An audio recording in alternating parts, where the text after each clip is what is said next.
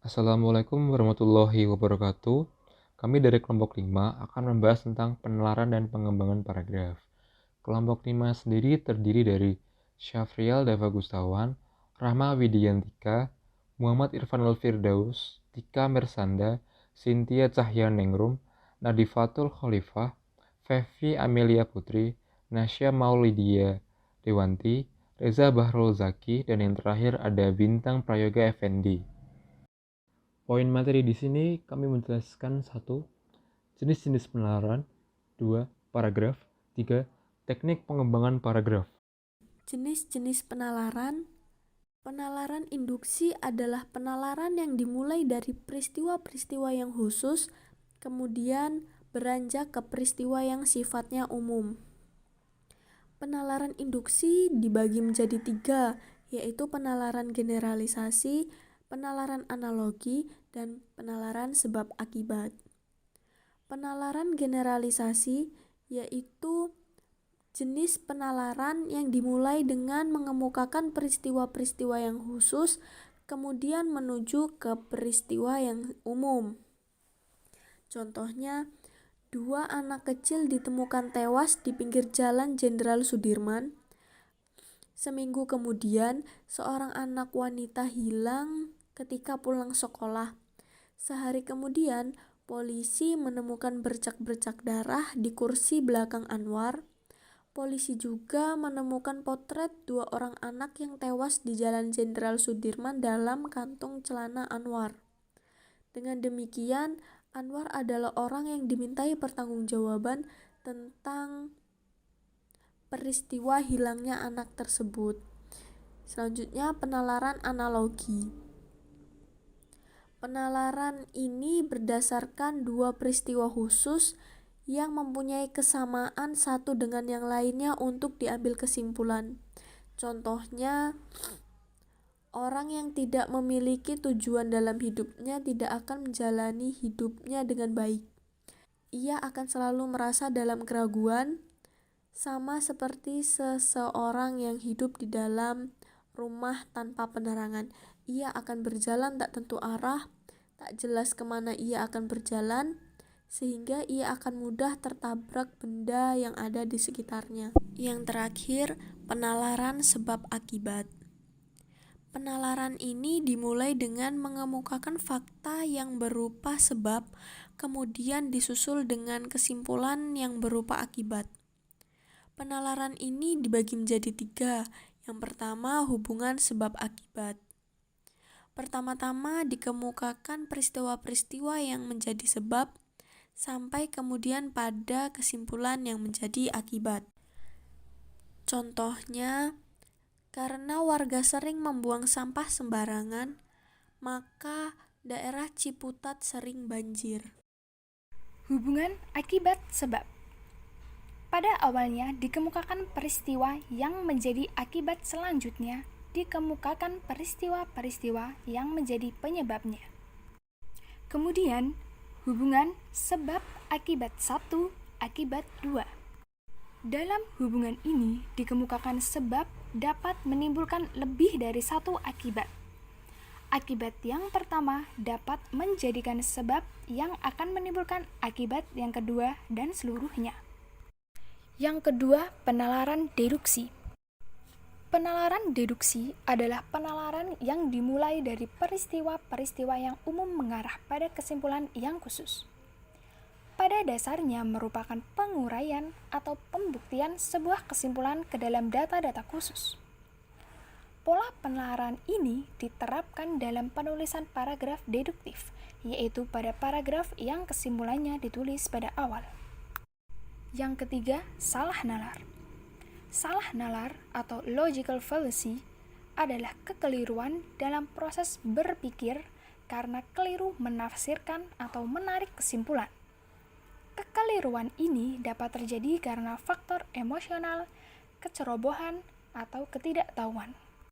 Secara garis besar, salah nalar dapat dikelompokkan menjadi 5, yakni generalisasi yang terlalu luas, kerancuan analogi, kekeliruan kausalitas, kesalahan relevansi, dan penyandaran terhadap prestis seseorang. Kemudian, paragraf. Pengertian paragraf menurut Hasnah Faizah, suatu penuangan ide penulis melalui kalimat atau kumpulan kalimat yang satu dengan yang lain yang berkaitan dan hanya memiliki suatu topik atau tema. Sedangkan menurut Nur Salim, paragraf tidak lain dari kesatuan pemikiran yang biasa terdapat pada kalimat utama ditambah dengan kalimat penjelas. Ia merupakan himpunan dari kalimat-kalimat yang bertalian dalam suatu rangkaian untuk membentuk suatu gagasan. Jadi, paragraf merupakan kumpulan kalimat yang saling berkaitan dan hanya memiliki satu tema, kemudian terdapat di dalamnya kalimat utama dan kalimat penjelas. Dan syarat-syarat paragraf.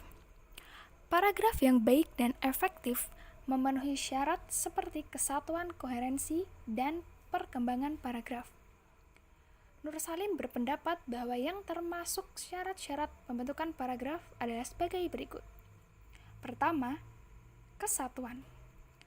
Kesatuan dalam paragraf adalah bahwa semua kalimat yang membina paragraf itu secara bersama-sama menyatakan suatu hal atau suatu tema tertentu.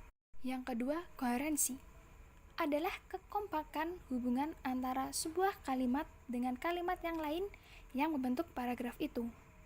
Dan yang terakhir, pengembangan paragraf adalah bagaimana kita dapat menghubungkan antara gagasan utama dengan gagasan penjelas. Oke, selanjutnya yaitu macam-macam paragraf. Yang pertama yaitu berdasarkan sifat dan tujuannya.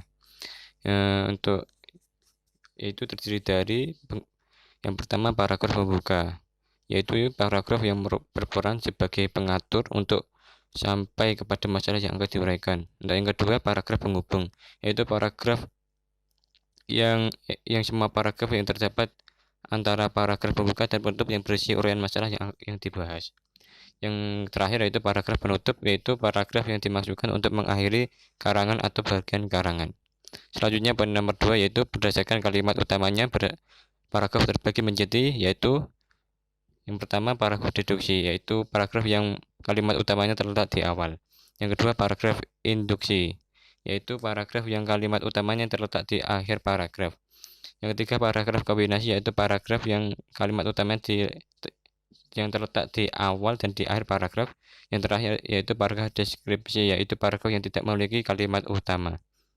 Selanjutnya yang ketiga berdasarkan isi, yaitu terdiri dari paragraf narasi. Secara sederhana, narasi dikenal sebagai cerita. Pada narasi terdapat peristiwa atau kejadian dalam satu urutan waktu. Di dalam kejadian itu ada pula tokoh yang menghadapi suatu konflik. Ketiga unsur berupa kejadian, tokoh, dan konflik merupakan unsur pokok sebuah narasi. Jika ketiga unsur itu bersatu, ketiga unsur itu disebut plot atau alur. Jadi narasi adalah cerita yang dipaparkan berdasarkan plot atau alur. Narasi dapat berisi fakta atau fiksi.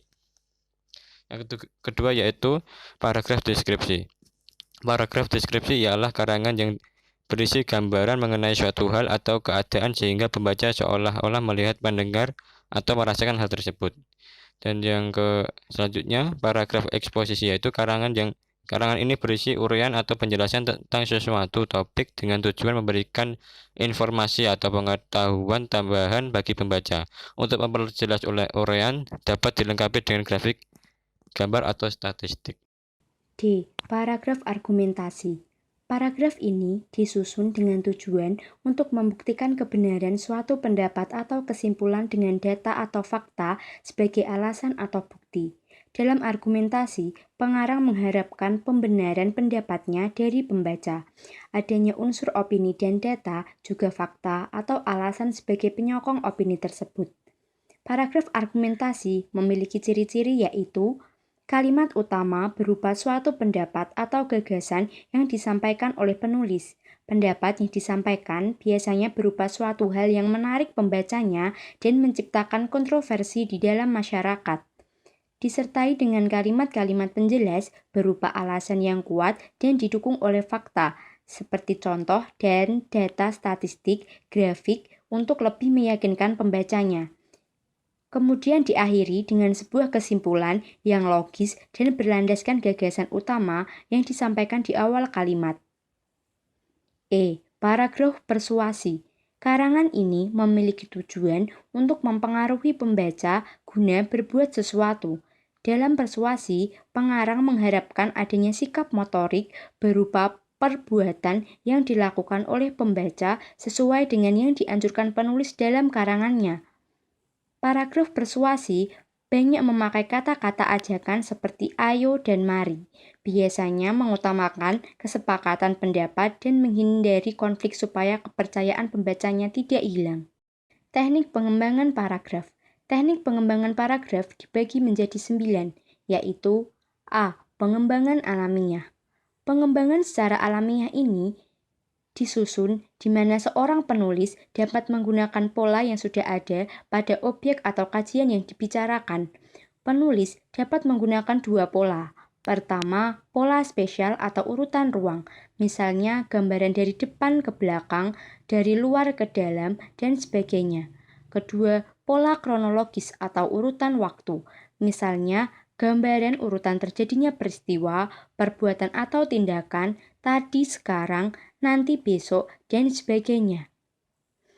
B. Pengembangan klimaks dan anti klimaks. Pengembangan klimaks dilakukan dengan penampilan gagasan utama yang rinci dari persoalan yang paling rendah kedudukannya. Sementara itu, pengembangan anti klimaks merupakan kebalikan dari klimaks. C. Pengembangan perbandingan dan pertentangan paragraf. Perbandingan dan pertentangan ialah cara pengarang menunjukkan kesamaan atau perbedaan antara 2 orang, subjek atau gagasan dengan bertolak dari segi-segi tertentu. D. Pengembangan analogi. Pengembangan analogi biasanya digunakan untuk membandingkan sesuatu yang sudah terkenal umum dengan yang tidak dikenal umum. Baik, selanjutnya pengembangan contoh-contoh. Gagasan yang terlalu umum dan sifatnya sulit dipahami. Agar pembaca menjadi jelas, diperlukan ilustrasi-ilustrasi yang konkret. Ilustrasi konkret inilah yang nantinya dikembangkan menjadi contoh-contoh. F. Pengembangan akibat dan sebab akibat. Hubungan kalimat dalam sebuah paragraf dapat berupa hubungan sebab akibat dan akibat sebab. Sebab dapat bertindak sebagai kalimat utama, sedangkan akibat merupakan kalimat penjelas. Dapat pula sebaliknya, akibat sebagai pikiran utama dan sebab sebagai pikiran penjelas. Oke. Pengembangan definisi luas. Yang dimaksud pengembangan definisi luas ialah pengarang bermaksud memberikan keterangan atau arti terhadap sebuah istilah atau hal. Selanjutnya, pengembangan klasifikasi. Dalam pengembangan karangan, kadang-kadang diperlukan pengelompokan hal-hal yang mempunyai persamaan. Pengelompokan ini memiliki cara kerja 2 arah yang berlawanan. Yang pertama, memersatukan satuan-satuan ke dalam satu kelompok, dan yang kedua, memisahkan satuan-satuan tadi dari kelompok yang lain. Dan yang terakhir, pengembangan umum khusus dan khusus umum. Cara pengembangan paragraf umum khusus dan khusus umum merupakan cara yang paling umum dipakai. Paragraf umum khusus dikembangkan dengan meletakkan pikiran utama pada awal paragraf, kemudian rinci-rinciannya berada pada kalimat berikutnya. Sebaliknya, paragraf khusus umum mulanya mengembangkan rincian-rinciannya yang pada akhir paragraf menyampaikan generalisasinya. Sekian presentasi dari kelompok 5 mengenai penelaran dan pengembangan paragraf. Kurang lebihnya mohon maaf dan semoga bermanfaat untuk kita semua. Wassalamualaikum warahmatullahi wabarakatuh.